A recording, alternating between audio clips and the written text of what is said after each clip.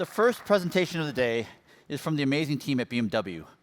Ralf Waltram used to be the VP of IT for R&D, but he's recently taken over VP of IT for production. So he's no longer responsible for the 7-year design process. He's now responsible for almost every aspect that enables the production of millions of cars per year. He will be co-presenting with Dr. Frank Ramsak, head of architecture and IT governance. Over the last 3 years, they have been on this tireless journey to modernize the ways of working across all of BMW. I met them last year at DevOps Enterprise London, and when they told me about what they have been able to achieve, I knew immediately that this was a talk that needed to be presented here. I think the quote that best sets the stage for what they've done is this. It is this work that we are doing is responsible for the biggest change to how BMW does business in the last 20 years. With that, Team BMW.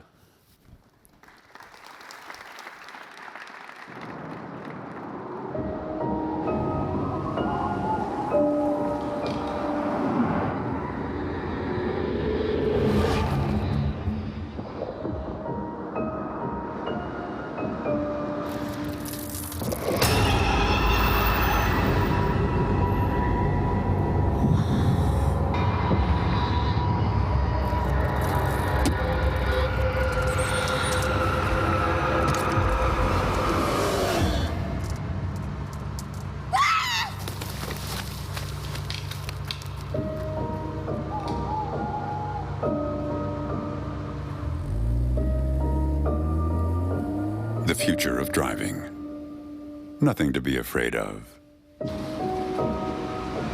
Because we're working on safer cars for a safer tomorrow. With large-scale data-driven development. At the BMW Autonomous Driving Campus.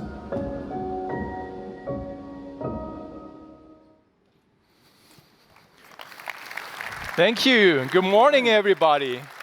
We both are so excited being here at the third and the final day of this great DevOps Enterprise Summit here in Las Vegas. And we are so glad to share with you our story about getting DevOps, BizDevOps, and our journey to 100% Agile. And as most of you know, DevOps can be also very spooky sometimes, but it's definitely nothing to be afraid of. So my name is Ralf, and as Gene mentioned, I'm responsible with my team for the IT DevOps in the area of logistics and production, and I'm together here with Frank. Yeah, good morning also from my side. I'm Frank. I'm head of architecture, innovation, and technology within the IT governance. And what we want to share with you is, I think, really one of the greatest opportunities that I had over my career in BMW is really to drive this transformation we want to share with you. So, but to start this, we set some context. We hope that you're aware of the BMW brand, so the ultimate driving machine or sheer driving pleasure. We are the world's leading premium car manufacturer and provider of premium mobility services. We have 135,000 employees worldwide. Last year, we sold short of 2.5 million vehicles. And in the times about electrification, I think it's important to note that by the end of this year, we will have 500,000 electrified cars, maybe either fully electrified like the i3 or one of our many plug-in hybrids on the streets. And with this, we are also leading in the automotive industry. So, but what is probably not that familiar to you is that we already have more than 12 million connected cars out there, because we were the first automotive manufacturer shipping SIM cards per standard. And this gave us a good chance to really provide connected services to our customers. So, and when we're talking about the automotive industry and you talk about IT, you always have two sides, right? The one thing is the IT within the product and around the product. For example, the control units for the engines, entertainment, navigation systems, up to the back ends, right, for the connected services. And this is what is in the realm of our development division, right? And we call it Connected Company. So Ralf and I are from the corporate IT, the group IT, and we are responsible for all the process from the early phase of research, development, purchasing, production, sales and after sales, and we also have a regulated area with our BMW Bank. So all supporting all these processes, this is the responsibility of the BMW Group IT. And we are 5,500 employees worldwide, Headquarters is in Munich, but as all major plant sites and national sales companies, we have locations there, so we have a global footprint.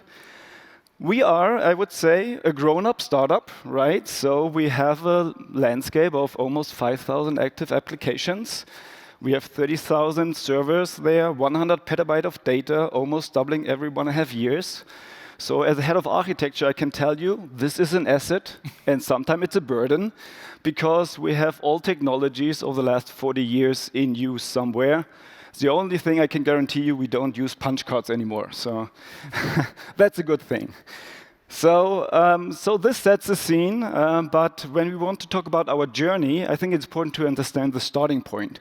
So let's do a time wrap back to before 2016.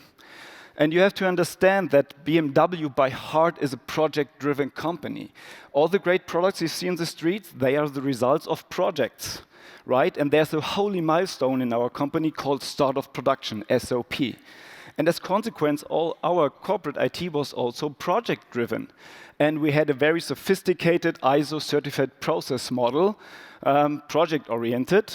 And as Taylorism is big in automotive industry, we had 40+ roles, right? Most of them ending by manager, because we internally did not the real work, we just managing externals to do the real work. So waterfall was dominant, right? Project-driven. Even so, we did some very good experiences with applying agile method to our projects. Mostly was waterfall with all the issues I think you are familiar with. And our heroes were the project leads, right? Always fighting the never-ending war about solving the magic triangle, content, time, and budget. And in the times of, well, uncertainty and volatility and user requirements, this became challenging. Our release weekends turned from fun to drama because they started sometimes already on Wednesday to be finished by Monday morning with our major 2 times a year SAP releases. And last but not least, governance. Good old direct and control, right? Throwing out regulations that hardly anybody read and even fewer adhered to. So the question was, Ralf, in such a certain sense, how can we really challenge the challenges of the automotive industry, autonomous driving, connectivity, electrification, shared? So definitely in 2016, small group decided we have to change something. Because with the digitalization, with autonomous driving, with all the new technology coming up to the market, we saw that we have to tackle 3 things. Being in IT more flexible, bringing more speed to the IT products and to the business, and put again the focus to customer. And with customer, I mean the internal customer, the real users, and our external customers. And in 2016, we have been a bi-model IT, a 2-speed IT. We had waterfall and agile. We had 80% teams working in a waterfall world and 20% working already in an agile way. And they had a lot of fun, but they were blocked by the waterfall people. 2 releases, like Frank mentioned before, per year, and the agile teams could release much faster. So we said we need to change something. We want to go away from the bi-model IT to our answer, 100% agile. We know it is a vision. At that time, it was clearly a vision. And we said, we're starting a journey, and we will not reach it over a weekend. So it's not that you buy a book about Agile or Scrum, give it to the team, read it over the weekend, and on Monday, everybody is 100% Agile. No, we started a big transformation process. And we tackled it in 4 dimensions. First one, clearly finding out what is the right Agile process we are using at BMW. But the process, the methodology, is not all in a 100% Agile world. It's more. It's the structure, how you work. That's why we decided to reorganize and bringing dev and ops people together at the lowest possible possibility. It's the feature team. And also, and we covered this later, we decided to go away from projects to a clear IT product portfolio.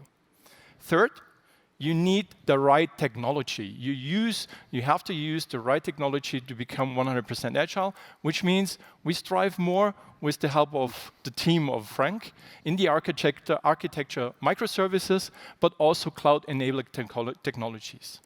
And last but not least, a very important point for me, it's we have to change the culture. because the culture in an Agile world is totally different as in a waterfall world. In Agile, we focus more on openness and transparency with the daily Scrum events and the artifacts all in Agile. So that's the way we started our transformation, and I can say to you, it's not always a straight path. And I like this quote: if the path before you is clear, you're probably on someone else's. And you should really see what is the next step, where you have to put a bit more pressure on it, or you have to really say and think about what's next. And we will tell you 4 milestones from our journey so far. We are now 3 years on our journey, and we will cover BizDevOps product portfolio, the Agile working model, back to code, and user experience. And Frank, can you start with BizDevOps product portfolio? Yeah, this is an awkward term, right? BizDevOps product portfolio. What is it? Well, this disguises the greatest change that we were experiencing in BMW Group IT over the last 30 years, because it is effectively the end of projects. And telling you before that BMW by heart is a project-driven company, we probably don't have to lecture you why product is the right way to go, but to tell our stakeholders, to tell our management, right, to tell our people that it's good to let loose of project. This was one of the hard things to cover. And of course, we had to tell our business it's not worth having the contract game at the beginning of each project, right, fighting for the best position about content, time, and budget all the time. So this is not a common ground, right, to solve the problems. And even the boundaries, the wall of confusion within IT between dev and operations. It's so ridiculous that at the point where the project really becomes effective, when you have the results, when the users first can really benefit from the results of your project, you're handing over responsibility to somebody else.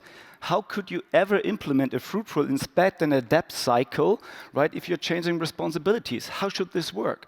And this was our uttermost belief that really in our BMW culture, we had to change from projects to products. And we did this. So what we did is basically bringing the business and the development and operation teams in one end-to-end responsibility for a product, for the creation, for the maintenance, and for the operation of a product. So what is a product for us? Well, we started with the value streams of the company, for example, production, right? And then we used good old enterprise architecture techniques like business capabilities, right, to define the realm. So we have a logistics domain, right, to stay in the realm of production. And within this logistic domain, we have then a product, for example, for the in-house logistics or for yard management. And this covers all the IT, all the application that need to be, that this business capability is fulfilled. And this is the end-to-end responsibility of this cross-functional BizDevOps product team. So we started this 2.5 years ago. We now have a product portfolio out of 10 value streams, 50 domains, 270 products covering the whole space, as I mentioned before, from the early phase of research up to our BMW Bank, captured in this one product portfolio. And this is effective from the 1st of January of this year. We really stopped doing projects with the start of 2019.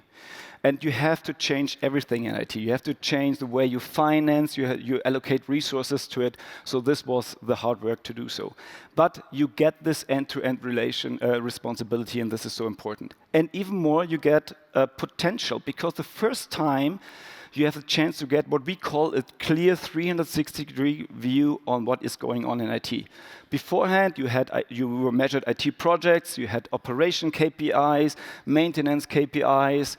How could you ever tell if all the risk you have all the resources to mitigate a certain risk? Some was done in projects, some is in maintenance. Now linking everything within our IT to a product, finance, headcounts, operational KPIs, security, right, risk, technical depths. You have all the numbers now to really do a decision on where to spend your resources, where is best for the business.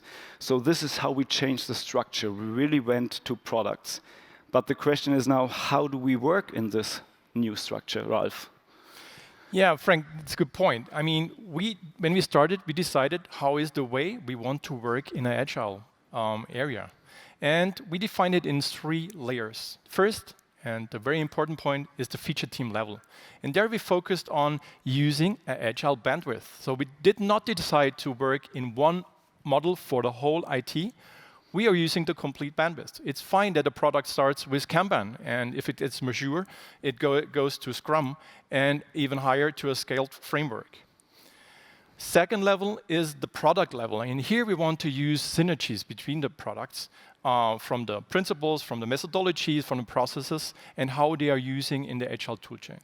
And cross-product between the domains, between the value streams Frank mentioned, we try as much of decoupling, and if we need, we use lean synchronization between these value streams.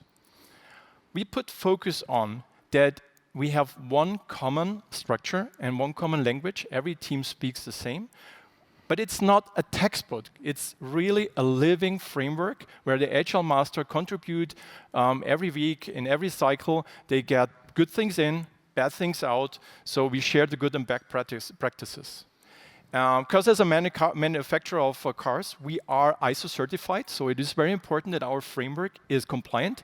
And we try to build it into our framework. So our framework should be right away compliant. And we support this by an agile toolchain. So the one thing is giving the teams a working model, but also to assist them with the right toolchain.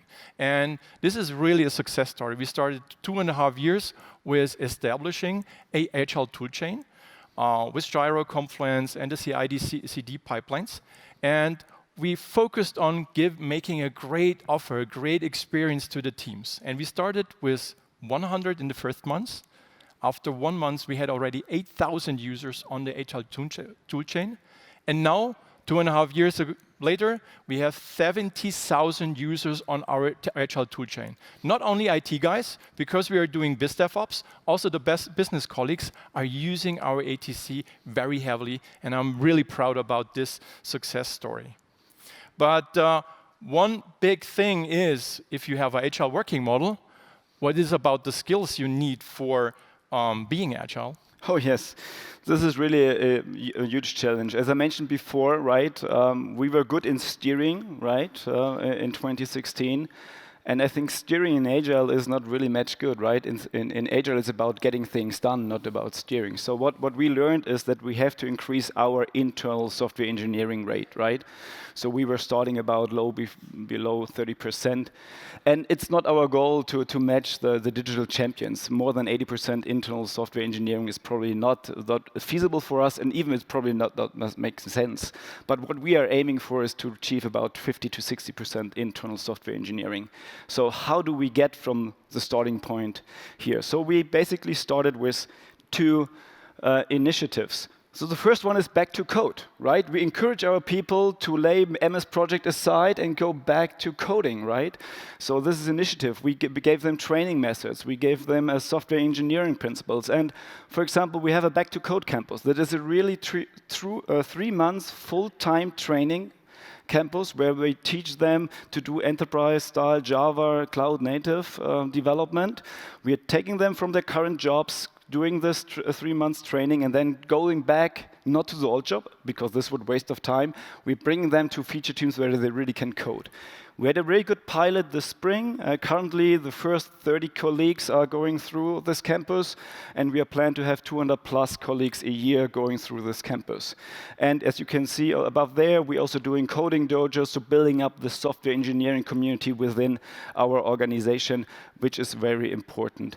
However, this is just one step. We need the software engineering skills very urgently. So we did a second step, and we founded a joint venture last September, Critical Tech Works in Portugal, with 2 locations in Lisbon and Porto. And in the last 13 months, we hired almost 600 software engineers, half of them working for the connected company, so for the engineering and development department, the other half working for us, corporate IT, and they are doing really full-stack software engineering in an Agile method. And it's such a great success story. They are very fast, high quality, they often outperform our traditional suppliers, and we will keep up investing in them, and this is a very good experience that we're having with this Critical. And what we eventually want to generate is really, I heard this term also here in one talk, this developer experience. We really want to make BMW a cool place for software engineers. But it's not only about developing experience, Ralf, it's also about The user experience. As we mentioned, or as I mentioned before, we want to put more focus on the customer, the internal and the external. And that's why we also started an initiative called UX Matters, User Experience Matters. And I have two great examples with me from our legacy world. As you can see, one mainframe application. How many of you have still mainframe in their legacy landscape? Raise your hands, please. So, a lot of you. So you know the real dark mode, the mother of the dark mode. But the problem is dark mode becomes fancy again, but it's still the old user experience, the UX from hell. And we decided that this is not the way how we want to treat user experience in the future, because good user interface is like a joke. If you have to explain it, it's probably not a good one. So we focused, thank you. We focused really to bring more UX skills into our teams, into the product ownerships and so on. And here you see new modern way user interfaces and workflows based on mobile application. And why are we doing that? The old style was really from expert for experts. Needed a long training, and still after training, it was not fun to use it. The new UX is very intuitive, it's from the real users, or with the real users, and it makes fun to use it. And probably you would ask, how are you doing that? Do you have a great PowerPoint presentation? Do you go to the product owner? No, we did the other way. We created a space, a real space, to experience user-centered design. And you see here the layout. It starts with understanding the user, the real user, not the expert. Understand the needs or define the needs, design and prototype it, and get the user feedback instantly. And here it's in action. It's a more than 500 square meter space. It's an open door philosophy. Every team member can go in, walk in, and get help. And it's an easy access to professional UX support. And believe me, UX skill is different to our coding skill. And I'm really glad we had the 1-year anniversary this beginning of this year, and already 80 product teams used our UX Life Center, and they were really happy and delivering good and really great user experience in our new IT products to our business partners. These are the 4 cornerstones or milestones we want to share with you. For us, it's still a journey. It's not ended. So far, it's a very successful journey, sometimes spooky, as I mentioned, because not everything is fine at the beginning. But very important is, what is the business telling us about our BizDevOps journey, Frank? Yeah, it's not that we tell about our success or not, it's about the business. We are not as mature, to be honest, as some of the companies I've seen here the last 2 days, which are measuring really DevOps, let's say, performance. But we have feedback from our users. And what we can see, where we really achieved a certain degree of our transformation, we are drastically down with time to market, right? Even in the SAP environment, we are down from 2 releases a year to almost 2 releases a month. And this is very beneficial for our business units. We also improve in software quality, bringing down incidents, which is also highly appreciated by our business parts. And user satisfaction goes up as we are investing, as Ralf just mentioned, in the user experiences. But there's one thing that I really want to share with you. It's about the value about flexibility.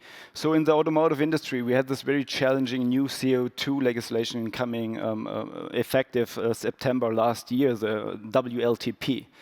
And if you want to adhere to this and to apply to this, you really have to change systems in R&D up to the car configurator that you are using as a customer, because we want to show you the individual CO2 footprint of the car you have configured.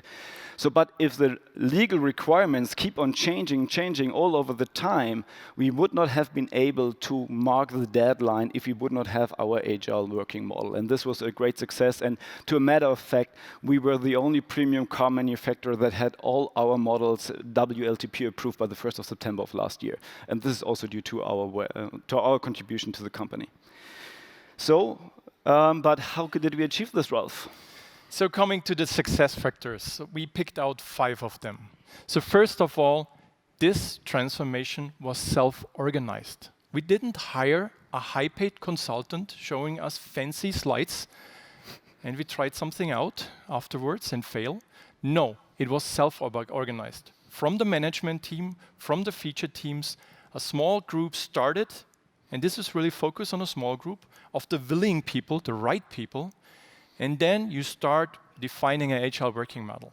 Find your lighthouse products and show them to the business and show them to the other feature teams, and they will really get into this transformation. We also started a small group of agile transformation agents, internal colleagues helping the teams in the transformation. And stick to your vision. We defined 100% agile, and in the beginning it sounded strange, but it's a vision, stick to it, and we saw it, or we'll see it in our IT strategy, version 2.0.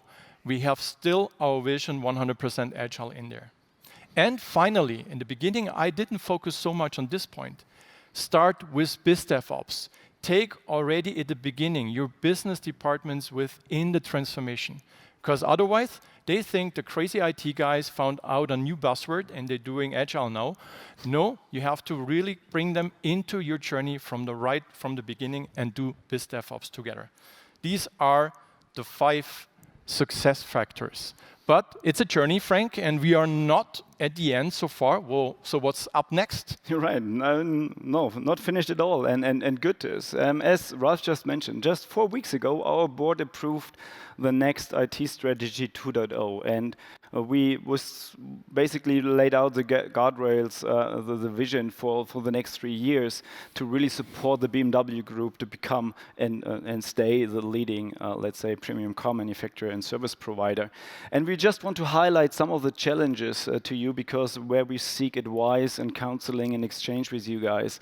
Of course, starting on the upper right, cloud first. Yes, this is architecture strategy that we have laid out, but it's not about the new things, it's about the legacy landscape. So how do we transform this? What is our strategic cloud footprint to find this out? This is a great challenge ahead of us. And this, by the same time, with minimum downtime. You have to imagine, we have to produce cars every minute, right? If the plants are broken, right, we will lose profit. So we have to do this in a very concise and a careful way. So this is a challenge ahead of us. We mentioned back to code. I said we are in the beginning. We have to further ramp up, let's say, the engineering skills with our organization.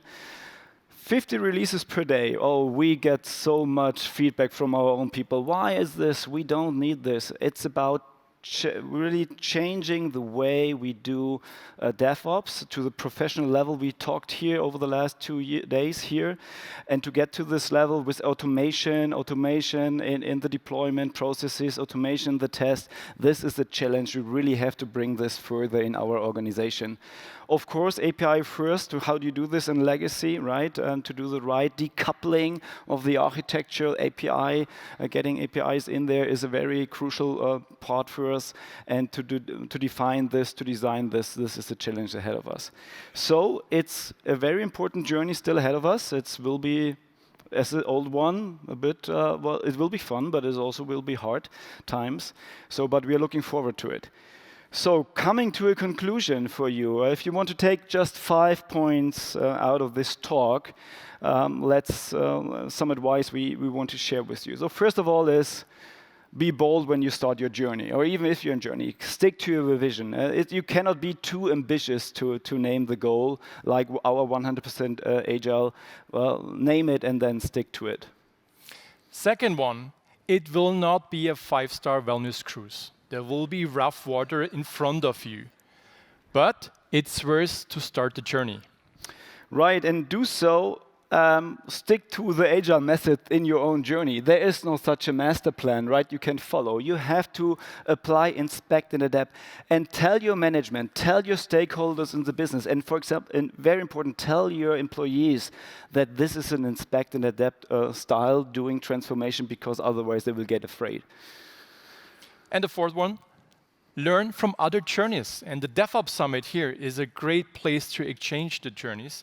I was glad that I met the colleagues from Adidas last year in London, and we had a great exchange together with them about the DevOps platform and how to handle a DevOps platform. So use the opportunity to exchange with others about their journey and learn from them. And in the end, always have a good motto. And our motto is enjoy it and enjoy IT. And watch this, how this looks like at BMW Group IT.